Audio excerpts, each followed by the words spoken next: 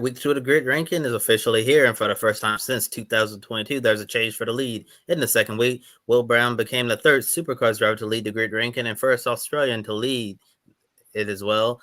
Shane Van Gisbergen and Scott McLaughlin, both from New Zealand, were the two other drivers from supercars to lead.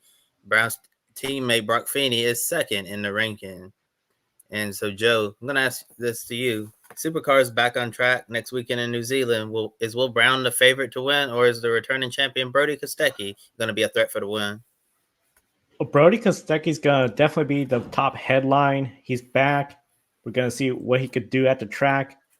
But I think still Triple Eight has to feel they are the favorite to get the wins this next upcoming race weekend. I think it's going to be a matter of how the two teammates are going to race each other. I mean, it's interesting. The two teammates right there, first and second, they're going to go out there trying to get the win all weekend long. So I am very excited to see what happens with these two. But I think Will Brown, him and Brody have to be the two favorites.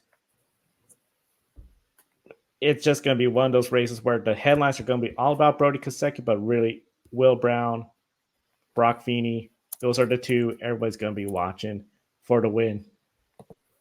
Yeah, and I want to say one thing about Will Brown. I think in just a few races that we've seen so far in 2024, he's really shutting a lot of critics up, including myself. I wasn't completely doubting Will Brown, but after seeing what we saw last season, it looked like at one point he would be the favorite of Brody Kostecki to win the championship, and then like second half of the season, he just kind of collapsed, just fell off the map, while Brody Kostecki, cemented himself as one of the championship favorites. And I wondered, Will Brown, a lot of pressure replacing Shane Van Gisbergen at Red Bull Ample Racing, the Triple Eight operation. I wondered if Will Brown could live up to those expectations of replacing SVG in one of the best cars in the series, and so far he's absolutely looked like the part. And based on everything we've seen from Will Brown in 2024, if you didn't know he was driving the car, you would think SVG is driving it. That's how good Will Brown has looked in the first few races. So I do think that he'll be one of the favorites to win, and also his teammate Brock Feeney as well. And like you're saying, the main storyline is going to be Brody Kostecki all throughout the weekend in New Zealand.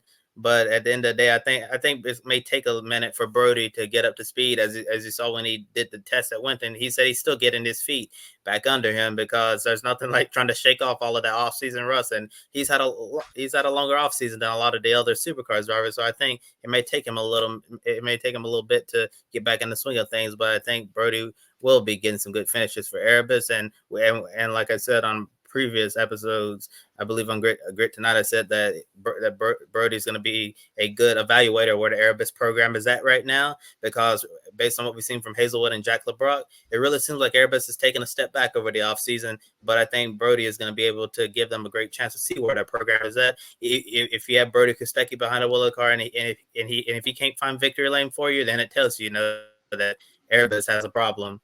And now I'm switching over to Formula E. The Formula E's championship standings are tied up top between Pascal Wehrlein and Jake Dennis. In our ratings, Dennis is ahead, as he is again the most consistent driver in Formula E. He did not score points in the third race of the year, a 12th place finish in the second Dairy E pre-race in Saudi Arabia. Now I'm going to send this question over to you, Ben. Based on our Formula E ratings, is Jake Dennis the favorite to claim the championship?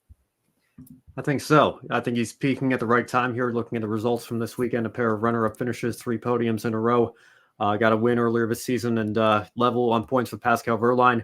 Wehrlein may have the edge on wins now, but I think Dennis has the edge on consistency, and I think that makes him the championship favorite at this point in time. Now, we're just about to hit the halfway point of the year. There's still plenty of time for things to change, drivers to pick up different momentum. I think Oliver Rowland, again, certainly has a lot of momentum right now, or he did at least until race 2 this weekend. Hopefully it's not a complete momentum killer for his championship's sake, and we can get a 3-way battle, potentially maybe even more than that up front here for Formula E. But as of right now, obviously your 2 front runners of a 2 tie for the points lead, but I would give Jake Dennis rather the slight edge over Pascal Wehrlein at this point, despite what the result sheet looked like today with Wehrlein being on top ahead of him. Yeah, it's going to be fun following Formula E the rest of this season. And now taking a look at the full grid ranking, Chase Elliott's back in the grid ranking for the first time since 2022. Formula E's Oliver Rowland fell many spots after running out of energy on the final lap. And Pedro Acosta, the rookie sensation from MotoGP, is here as well, the only rookie in the grid ranking.